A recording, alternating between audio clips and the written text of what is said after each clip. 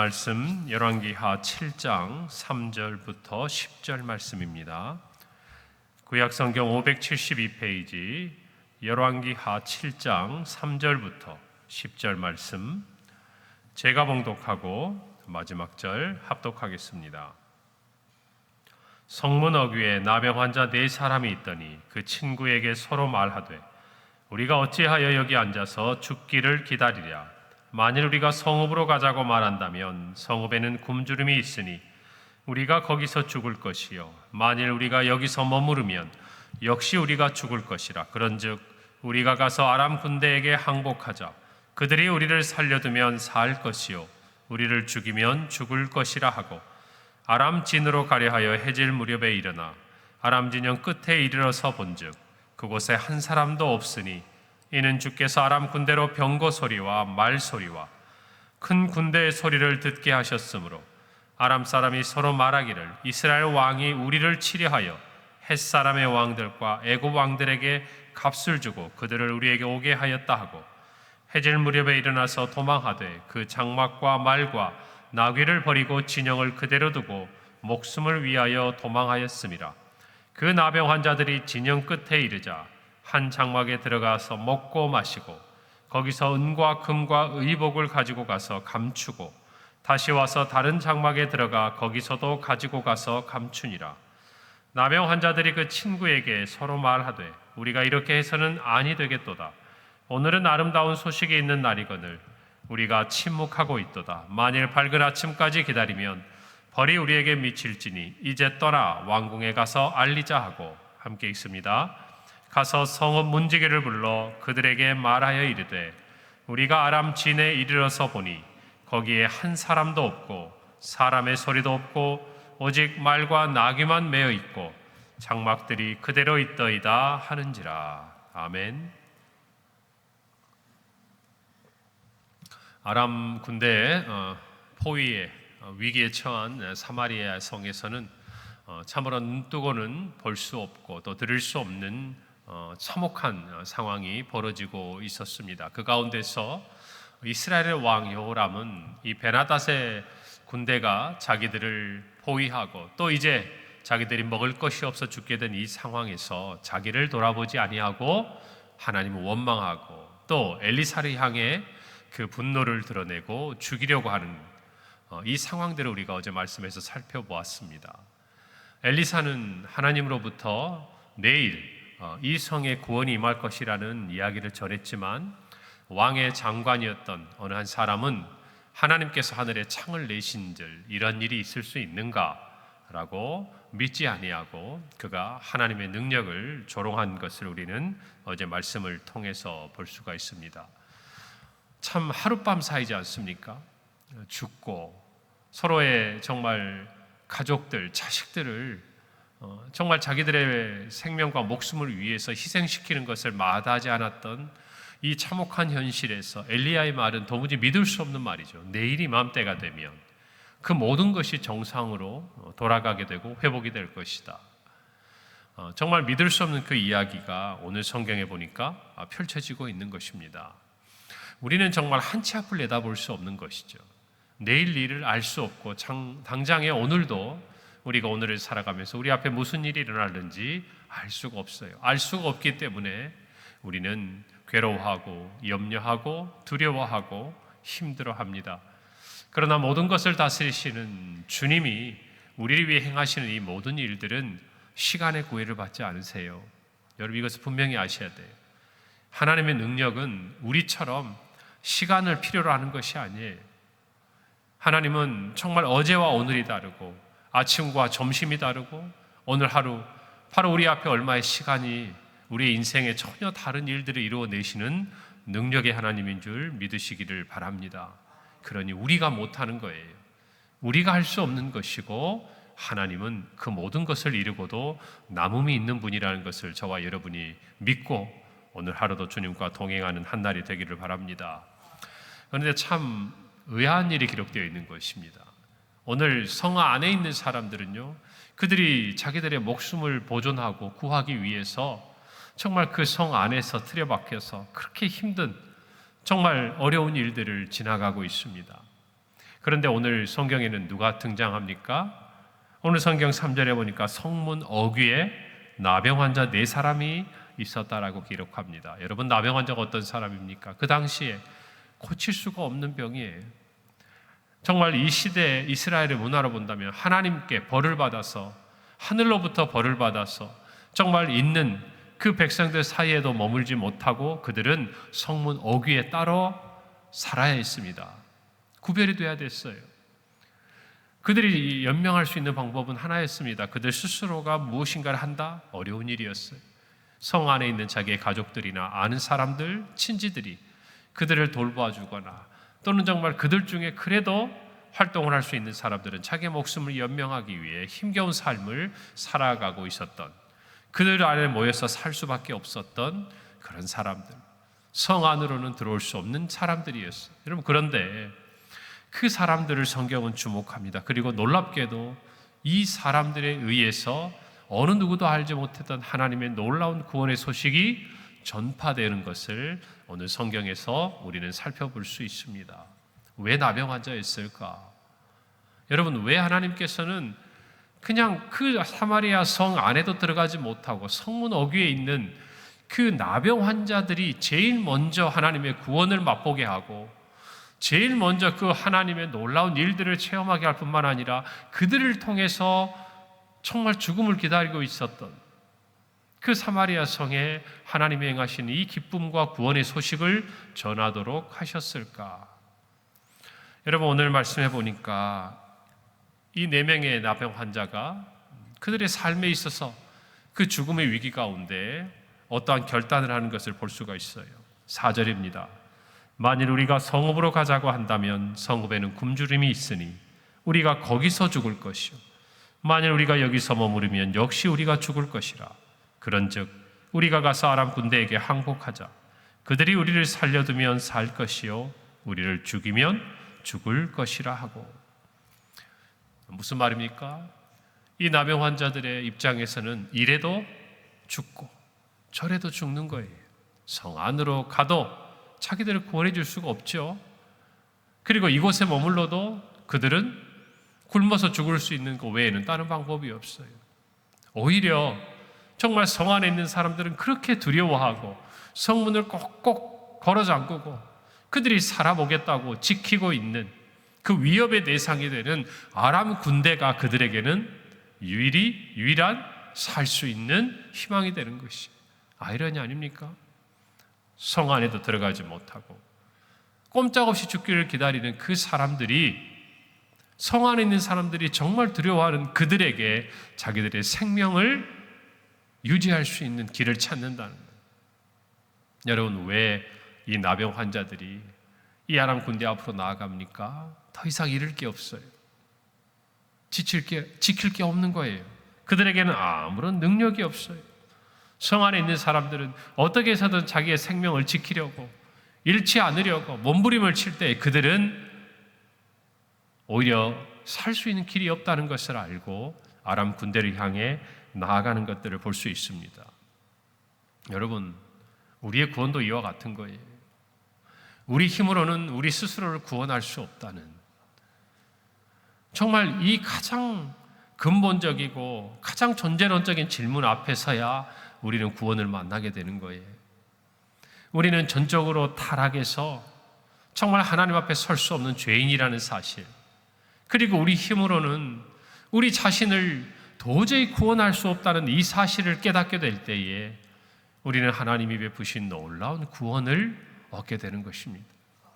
우리 힘으로 우리 스스로를 구원해 보려고, 우리 힘으로 우리의 죄에서 벗어나서 정말 하나님의 구원에 이를 수 있도록 애를 쓰고 우리의 행위와 우리의 공로를 주장해 보아야 우리는 마치 사마리아 성 안의 사람들처럼 모든 성문을 걸어 잠그고 하나님의 구원이 임하였지만 그 구원 앞으로 나아가지 못하는 것과 너무나 똑같은 현실을 마주하고 있다는 걸 아셔야 돼요. 저와 여러분은 하나님 앞에서 모두 죄인입니다. 여러분, 이것을 우리가 고백해야 돼요. 그리고 우리 힘으로는 도저히 우리 스스로를 구원할 수 없습니다.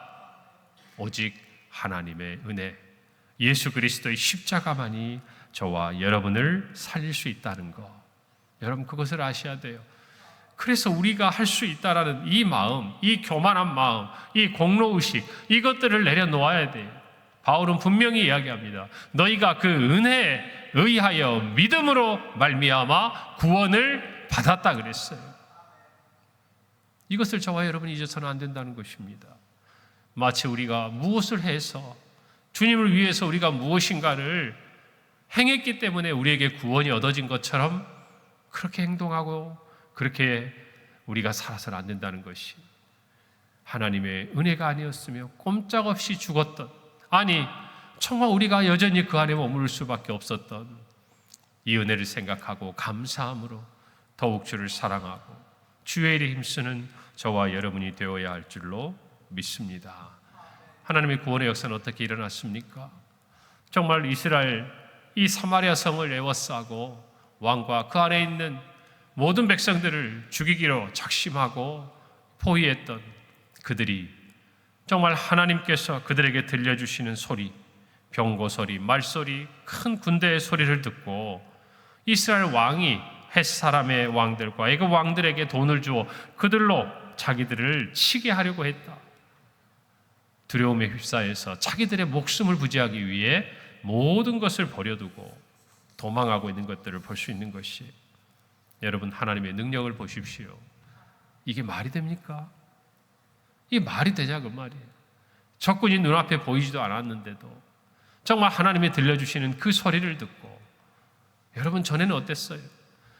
엘리사를 잡기 위해서 아람 왕의 군대가 정말 도단성에 도달했을 때 하나님이 그들의 눈을 어둡게 하시더니 이번에는 어떻게 하셨습니까? 그들의 귀에 하나님께서 정말 소리가 들리게 하시는 거예요.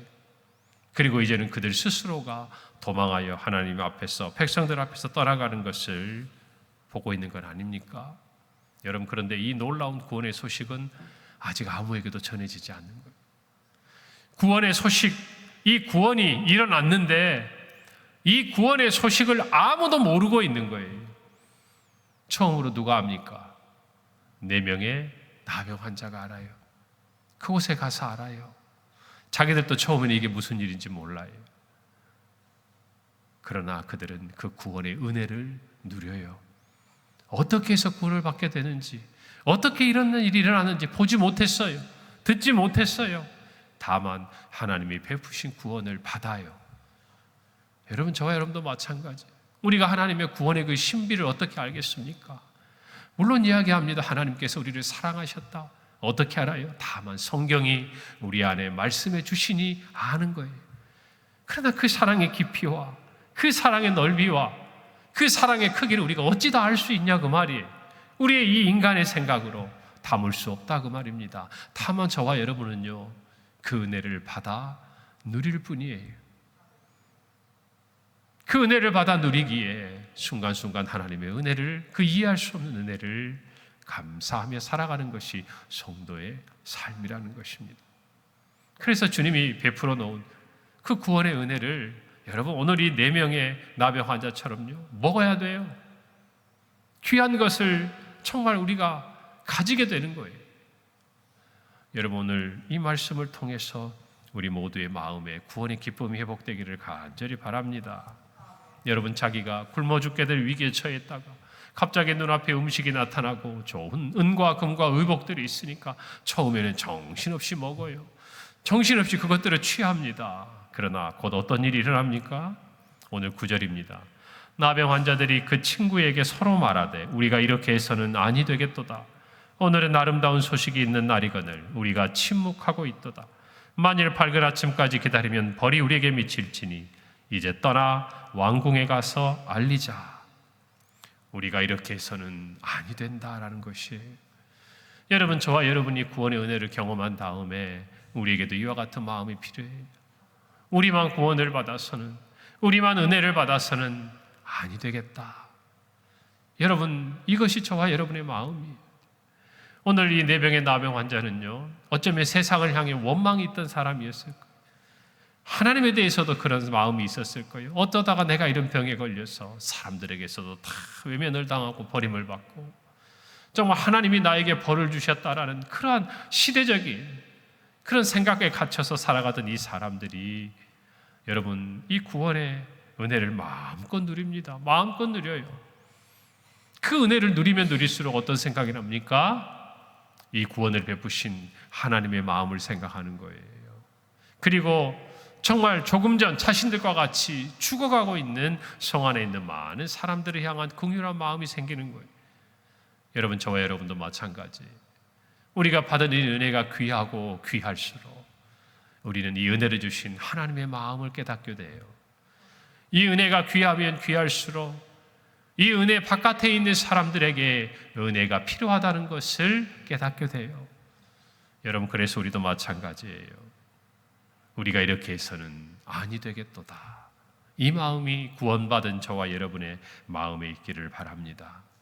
하나님의 그 은혜를 체험하고 하나님의 마음을 알고 그리고 구원받아야 될 영혼들을 향한 긍휼한 마음으로 우리 모두가 세상을 향해 나아가기를 바라요. 태신자를 향해 그런 마음이 있어야 할 줄 믿습니다. 우리의 가족과 우리의 주변 이웃과 친지 중에 하나님을 알지 못하고 아직 이 구원의 은혜 아래 머물지 못하는 사람들을 향해 이와 같은 마음이 있어야 할 줄로 믿습니다. 하나님의 마음을 알아야 우리가 주변을 돌아보고 하나님의 마음을 알아야 이 구원의 소식을 전할 수 있는 것이. 여러분, 로마서 10장 13절에서 15절 바울은 정말 로마 교회 성도들에게 이렇게 편지합니다. 누구든지 주의 이름을 부르는 자는 구원을 받으리라. 그런즉 그들이 믿지 아니하는 이를 어찌 부르리요? 듣지도 못한 이를 어찌 믿으리요? 전파하는 자가 없이 어찌 들으리요? 보내심을 받지 아니하였으면 어찌 전파하리요? 기록된 바 아름답도다 좋은 소식을 전하는 자들의 발이여 함과 같다라고 기록하고 있어요.